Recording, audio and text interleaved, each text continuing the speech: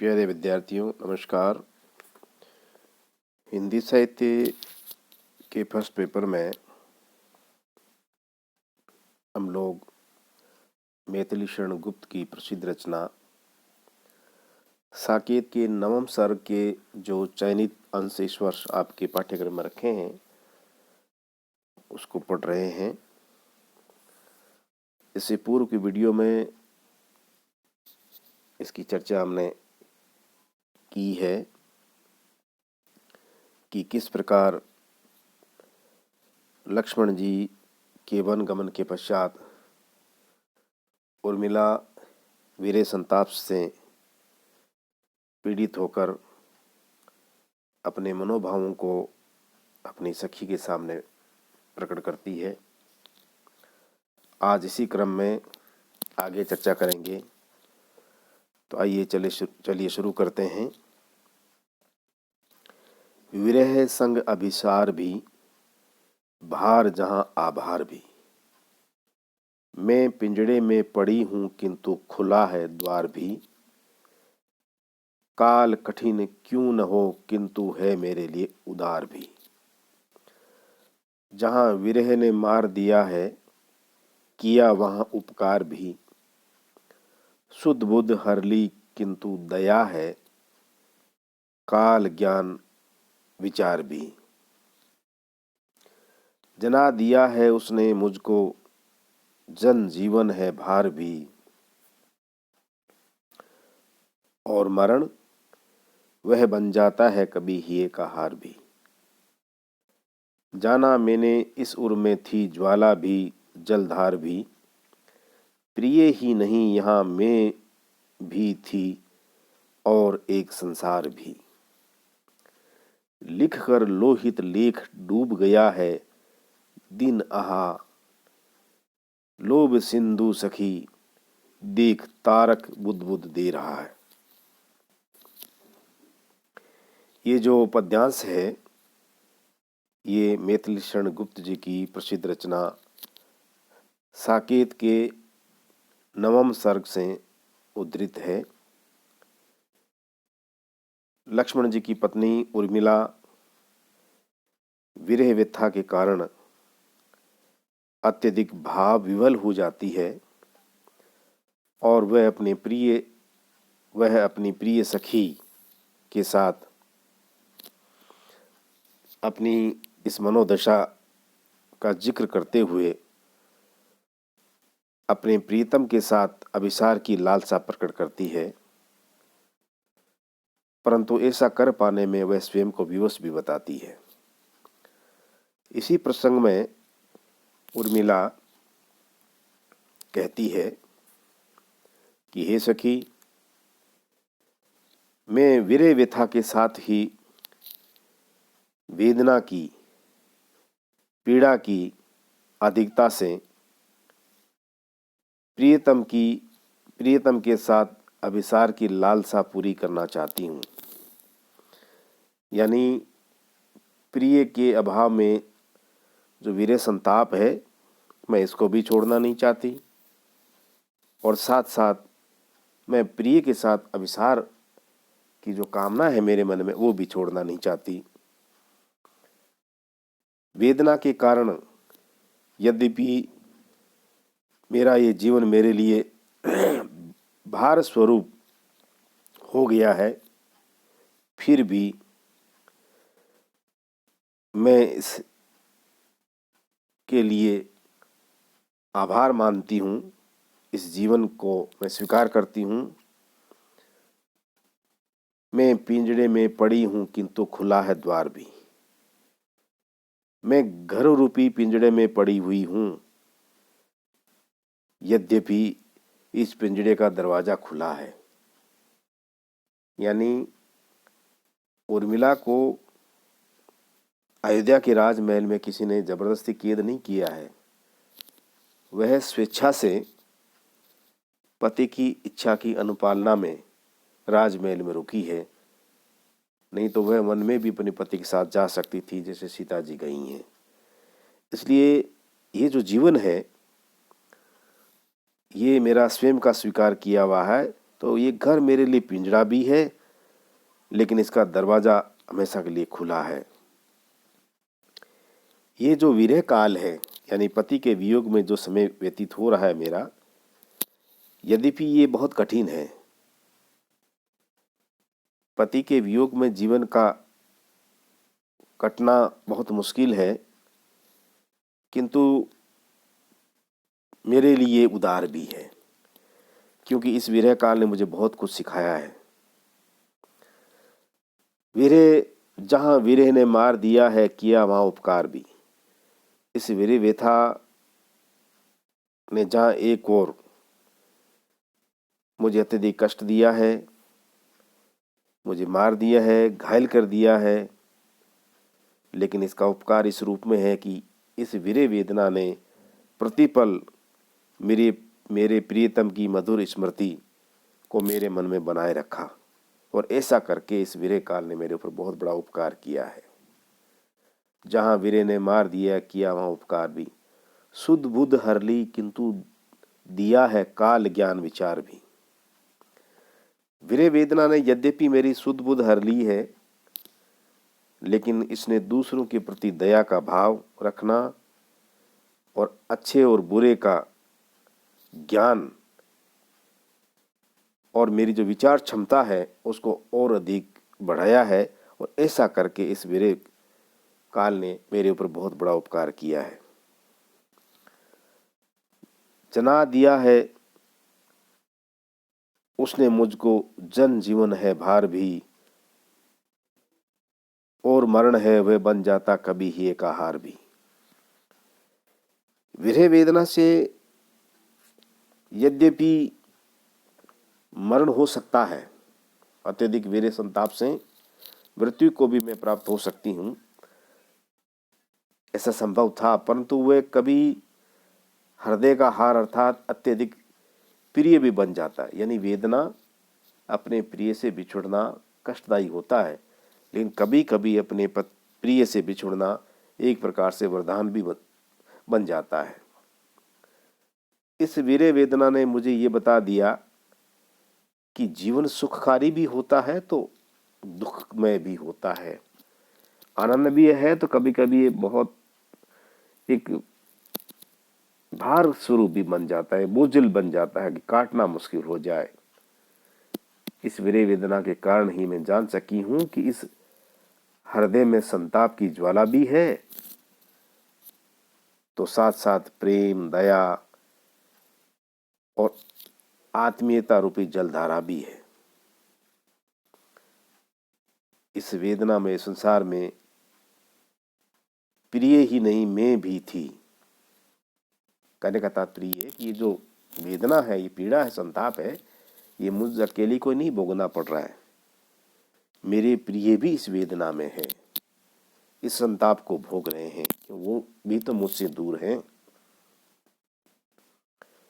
प्रियतम का मधुर स्मरण भी बना रहता है तो मेरी आत्मानुभूति भी अपना अस्तित्व रखती है, और विरह वेदना का एक अलग संसार ही चलता रहता है। उर्मिला आगे अपनी सखी से कहती है कि हे सखी, देखो पश्चिम में सूर्य अपनी लाल लाल किरणें बिखेर कर, इन लाल किरणों का लेख रचकर डूब गया है, और आकाश में देखो सखी, इस आकाश रूपी समुद्र में तारे चमकने और टिमटिमाने लगे हैं, जैसे जल के बुलबुले चमक रहे हों या ऊपर उठ रहे हों। ये संध्या काल हो गया है। इससे पद्यांश में अनुप्रास, दृष्टांत, उल्लेख, रूपक और काव्यलिंग जैसे अलंकारों का प्रयोग मैथिली शरण गुप्त जी ने किया है। भाषा विशुद्ध खड़ी बोली है, तत्सम शब्दावली का प्रयोग किया है इसमें। इस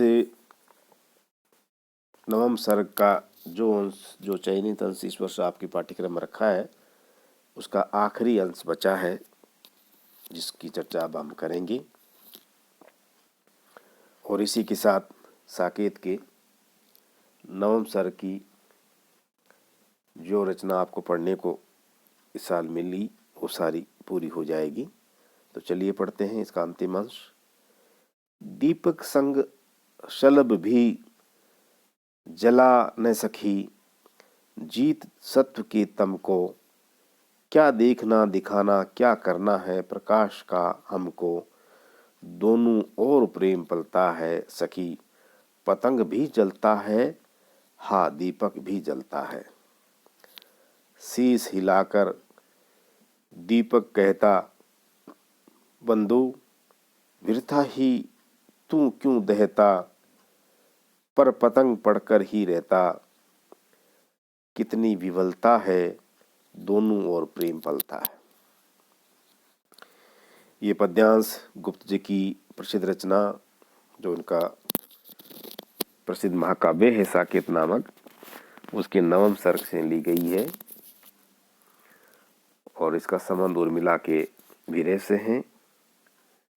उर्मिला अपने सखी से अपनी मनोदशा का जिक्र करते हुए दीपक और पतंगे की परस्पर जो दीपक और पतंगे का जो प्रेम है, परस्पर प्रेम है, उस प्रेम को आदर्श प्रेम के रूप में देखते हुए उसका वर्णन करती है, जिक्र करती है और साथ साथ ये भी कहती है कि प्रेम उभयनिष्ठ होता है, प्रेम दोनों ओर से पलता है। प्रेमी और प्रेमिका दोनों के हृदय में समान भाव होंगे तभी वो प्रेम परिपूर्णता को प्राप्त होगा। तो इस प्रकार देखा जाए तो दीपक और पतंगे का प्रेम आदर्श प्रेम है, इसलिए उसकी जितनी प्रशंसा की जाए उतनी कम है। इसी प्रसंग में उर्मिला अपनी सखी से कहती है कि हे सखी, दीपक के साथ पतंगा जलना चाहकर भी नहीं जला। यानी जब दीपक जलता है उसकी लौ में पतंगा आकर गिरता है, कई बार जल करके भस्म भी हो जाता है, कई बार उससे दीपक की लौ भी बुझ जाती है और कई बार ऐसा नहीं भी होता है। तो दीपक के साथ पतंगा जलना चाहकर भी नहीं जला, वह पवित्र प्रेम रूपी अंधकार को जीतकर भी अपने प्रेम का निर्वाह नहीं कर सका। ये बड़ी मर्मांतक बात है। वैसे हमें इसमें क्या देखना दिखाना है? सदा निराशा वेदना रूपी अंधकार में रहने वाले, उसी से घिरे रहने वाले हमारे लिए प्रकाश की क्या जरूरत है? हम तो एक तरफा प्रेम निष्ठा का पालन कर रहे हैं, लेकिन प्रेम तो वही पवित्र एवं निश्चल रहता है जो दोनों ओर पलता रहता है, यानी उभयनिष्ठ हो, प्रेमी और प्रेमिका दोनों के हृदय में समान रूप से मौजूद हो। आगे उर्मिला इसी संदर्भ में कहती है कि हे सखी, यद्यपि प्रेम से आकृष्ट होकर पतंगा भी जलता है, तो दीपक को भी निरंतर जलते रहना पड़ता है। दीपक जलेगा तो ही पतंगा आकर्षित होगा। यानी प्रेम दोनों के हृदय में है, जलना दोनों की नियति है। प्रेम के कारण दोनों पक्षों को कष्ट सहना पड़ता है। प्रेम भाव तो प्रेमी और प्रेमिका दोनों में समान रूप से जरूरी है। जैसे दीपक स्वयं जलता रहता है, परंतु वह अपनी लौ को हिलाकर पतंगे से कहता है कि हे बंधु पतंगे, तो बेकार में ही मेरी लौ पर पड़कर क्यों जलते हो? मना करता है। लौ जब हिलती है तो ऐसा लगता है मानो दीपक मना कर रहा हो पतंगे को, भाई मेरे ऊपर मत आओ, मेरे पास आओ कि जल करके भस्म हो जाओगे। परंतु क्या पतंगा दीपक की बात मानता है? नहीं मानता, और वह उस लौ में गिरकर जल जाता है। इस प्रकार पतंगे के प्रेम में कितनी व्याकुलता है।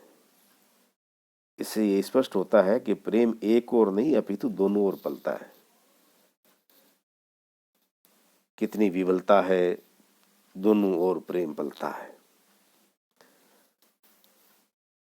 तात्पर्य यह है कि प्रेमी और प्रेमिका के हृदय में प्रेम का प्रसार समान रूप से होता है।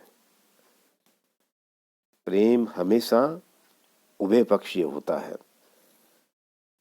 दोनों दिलों में जब तक प्रेम मौजूद नहीं होगा वो परिणाम को प्राप्त नहीं होगा, और जहां दोनों हृदयों में होता है वही उदात्त और पवित्र प्रेम कहलाता है। इन पंक्तियों के माध्यम से, यानी इस पतंगे और दीपक के उदाहरण के माध्यम से उर्मिला ये सिद्ध करना चाहती है कि यद्यपि लक्ष्मण जी के जाने से मेरा विरह सभी को दिखाई देता है कि मैं विरह वेदना से पीड़ित हूँ, लेकिन क्या लक्ष्मण जी के मन में मेरे प्रति प्रेम भाव नहीं है? क्या उनको मेरे से अलग होने की वेदना पीड़ा का अनुभव नहीं होता? लेकिन लोक मर्यादा के कारण जो लक्ष्मण जी का विरह है वो लोगों की नज़र में नहीं आया, फिर भी उनके हृदय में मेरे प्रति प्रेम तो है ही। इस पद्यांश में अनुप्रास, समासोक्ति, रूपक, दृष्टांत आदि अलंकारों का प्रयोग हुआ है। खड़ी बोली हिंदी भाषा का प्रयोग किया है। तत्सम शब्दावली है इस पद में, और भाव के अनुरूप शब्दों का चयन प्रशंसनीय है। तो प्यारे विद्यार्थियों, हमने पिछले कई दिनों से मैथिली शरण गुप्त की जो रचना आपके पाठ्यक्रम में रखी है उसको पढ़ा। मैं उम्मीद करता हूँ कि इससे आपको ज़रूर लाभ मिलेगा, और बार बार इस ऑडियो को सुनते रहिए, अपनी किताब खोल करके सामने रखिए, और व्याख्या की दृष्टि से इस में से कोई पद्यांश अगर आता है तो आप उसकी अच्छी तरह से व्याख्या कर पाएंगे। कल से हम लोग एक और कवि को पढ़ना शुरू करेंगे जिनका नाम है जयशंकर प्रसाद। जयशंकर प्रसाद की प्रसिद्ध रचना है कामायनी। बहुत खूबसूरत महाकाव्य है कामायनी। उसका एक सर्ग है, उसका नाम है श्रद्धा। उस श्रद्धा सर्ग से कुछ अंश इस वर्ष आपके लिए पाठ्यक्रम में रखे हैं। कल हम लोग इस श्रद्धा सर्ग को पढ़ेंगे। मैंने इससे पूर्व भी कई बार आप लोगों से कहा है कि भाई आप अपनी पाठ्य पुस्तक खरीद लें। मैं उम्मीद करता हूं कि आप सभी के पास आपकी पाठ्य पुस्तक अवश्य होगी, और अभी तक प्रमादवश आलस्यवश नहीं खरीद पाए हैं तो जल्दी ही आप खरीद लें। ऐसा करना आपके लिए हित में होगा। कल हम जयशंकर प्रसाद की एक रचना कामायनी का श्रद्धा सर्ग उसको शुरू करेंगे। कल फिर मिलते हैं, तब तक के लिए नमस्कार।